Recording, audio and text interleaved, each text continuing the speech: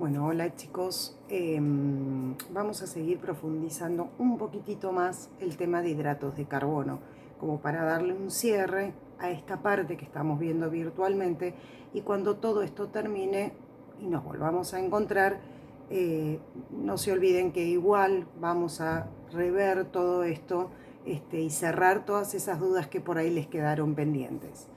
Ya habrán leído el módulo y lo que quería hacer hincapié es en alguna parte o un aspecto molecular de los hidratos de carbono. Como bien dice el módulo, la glucosa, que es el monosacárido más simple, es la forma en que nuestras células se alimentan. Cuando nosotros ingerimos, por ejemplo, un domingo, un rico plato de pastas, de ravioles, con salsa, con pan, con un buen vino y después un postrecito de flan con crema, parte de estos alimentos, que como verán tienen monosacáridos, polisacáridos y disacáridos, van a ser todos digeridos en el aparato digestivo, que ya vieron en cada órgano cómo se trabaja, en glucosa, que es lo que se va a absorber a nivel intestinal. Es decir, que a sangre va solo a pasar la glucosa. Esta glucosa que está dando vueltas en sangre va a inundar a todas nuestras células, y nuestras células, gracias a la insulina que va a liberar el páncreas como producto de que estamos comiendo, va a permitir que entre dentro de las células y de esta manera ser la energía, la fuente de energía que todas nuestras células necesitan. Como comimos de más, porque comimos un plato de ravioles, con pan, con vino y además con un postrecito, con flan con crema, hay un exceso de glucosa que va a captar nuestro hígado y nuestros músculos y lo van a guardar en forma de glucógeno. Es decir, que el glucógeno es como la alacena que tiene el cuerpo para guardar ese exceso para las épocas malas. Entonces, toma las glucosas que tienen dando vueltas, las van uniendo y forma una gran molécula, un polisacárido llamado glucógeno, que es una forma de guardar más compactamente ese exceso de glucosa. Esto va a ocurrir en el hígado y en el músculo.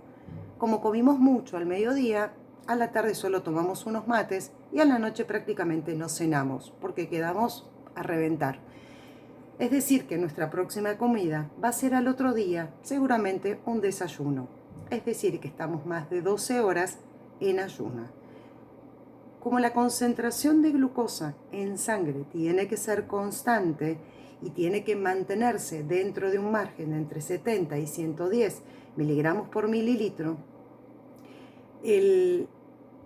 esa concentración de glucosa lo va a mantener en ese rango esas reservas que tenemos de glucógeno en el hígado y en el músculo. Es decir, que cuando los niveles de glucosa empiecen a bajar porque hemos decidido hacer ayuno, porque nos comimos todos al mediodía, el hígado va a recibir esa orden, ese llamado de atención, y va a ir partiendo ese glucógeno en la molécula constitutiva, que es la glucosa, y la va a ir eliminando a sangre para que todas nuestras células puedan mantener de esta manera su fuente energética y seguir haciendo lo que cada célula tiene que hacer en el organismo. Es decir, que estos depósitos de glucógeno, principalmente los hepáticos, solo sirven, y esto es importante, para 12 horas de ayuno. A partir de las 12 horas de ayuno, nuestro organismo va a poner en funcionamiento otros mecanismos, porque va a tener que echar mano a otras reservas, porque se acabó la de la alacena, que ya veremos más adelante, que es hacer glucosa a través de otras materias primas. Por suerte, la primera que va a echar mano para hacer glucosa es las grasas. Es decir, que los depósitos de grasa que tenemos en el organismo, en caso de ayunos persistentes, su función es esta justamente, permitir que a través del hígado se tome algunos de los componentes estructurales de las grasas y se puedan hacer glucosa. Si no tenemos depósitos de grasa o nos lo consumimos porque el ayuno es más prolongado, lamentablemente vamos a echar manos a las proteínas de los músculos, es decir, a partir de cierta estructura química de esas proteínas, se va, digamos, a entrar en una cadena para producir energía. También lo vamos a ver más adelante, porque no es lo que el organismo está preparado y no es lo beneficioso. Volviendo a todo lo que nos comimos en ese almuerzo, como comimos de más, es decir, mayor cantidad de glucosa de lo que el organismo necesita, cuando el organismo, el hígado, tome todo ese exceso de glucosa, llene sus alacenas con glucógeno, va a quedar un exceso. Ese exceso sí se va a depositar en el tejido graso en forma de grasa. Por eso esto de que cuando comemos mucho y gastamos poco, obviamente el organismo, que le costó años de evolución esto, todo ese exceso lo guarda. Lo guarda para cuando vengan tiempos peores. El tema es que en realidad nunca vienen tiempos peores y seguimos comiendo. Pero bueno, esto es al margen. Sobre todo ahora en cuarentena, que uno no hace otra cosa que cocinar y comer. Pero no importa. Olvidémonos de eso ahora. Entonces, en el organismo necesitamos glucosa. Glucosa en sangre que viene principalmente de los alimentos. Pero si hacemos una dieta equilibrada, en los momentos en que no ingerimos comida, el organismo echa mano a esos depósitos de glucógeno que han sido guardados cuando teníamos exceso después de cada comida fuerte y mantiene de esta manera un equilibrio, ya que como dijimos anteriormente y lo dice el módulo, nuestro cerebro solo puede utilizar glucógeno, glucosa, es decir, que todo lo que hemos guardado tiene que estar a disposición básicamente del cerebro y de las demás células. Es por eso cuando ustedes ven en el módulo las funciones de los hidratos de carbono, una de ellas es obviamente ser crucial como mantenimiento energético, pero van a ver o habrán leído que dice ahorro de proteínas. Bueno, justamente es esto. Como les dije anteriormente, no es beneficioso para el organismo utilizar proteína como fuente de energía. Entonces, si nosotros mantenemos una dieta equilibrada con un buen porcentaje de hidratos de carbono y de glucosa, no vamos a tener que echar mano a estas proteínas. Y con respecto al otro punto de las funciones de los hidratos de carbono, que es la regulación del metabolismo de grasa, es lo mismo. Nos permite equilibrar esos depósitos de grasa. En las plantas también tienen su forma de reservar glucosa. La forma en que lo hacen, como dijimos anteriormente, es el almidón. La planta no es que come de más y lo reserva en forma de almidón, sino que lo que hace es utilizar esa reserva para una futura planta, es decir, como legado a sus hijos. Y vamos a poner esto y permítanme la metáfora. Una planta se reproduce a través de una flor y luego de esta flor viene un fruto y en ese fruto hay una semilla, en la mayoría de los casos, que es lo que va a dar continuidad a una nueva planta. Esa semilla cae en la tierra, lo primero que va a producir son las raíces para poder tomar nutrientes y agua de la tierra y luego van a empezar a crecer sus hojas, que recién cuando salgan a la superficie van a poder empezar a hacer fotosíntesis y de esta manera tomar su propio alimento. Se acordarán de la germinación del poroto que todos hemos hecho en un frasquito con el papel secante y el algodón. Bien, mientras todo esto ocurre, que recordarán de esa germinación que tardaba una semana, en el mejor de los casos, si no se hacían percha ante los porotos y no crecía nada, bien, en esa semana la planta necesita igual energía, necesita sacar de algún lado para hacer esa raíz, para hacer ese tallo y hacer esas hojas que son las que van a empezar a generar de vuelta todo el mecanismo. Bien, esa energía la saca de esa semilla, de esos cotiledones en donde hay almidón. La forma en que la planta mamá, y permítanme la metáfora, le dio a su hijo el legado es a través de ese almidón para que pueda crecer lo suficiente para autoalimentarse a los 7 o 10 días, dependiendo de las circunstancias.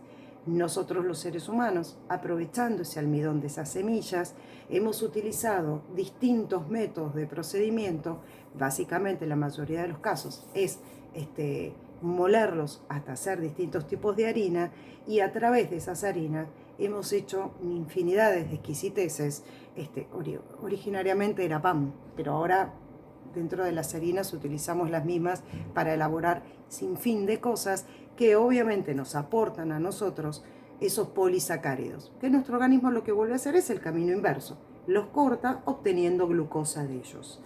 Es decir, que los dos grandes grupos de polisacáridos que tenemos, uno es el almidón en los vegetales y otro es el glucógeno en el reino animal en forma de depósito en hígado y en músculo.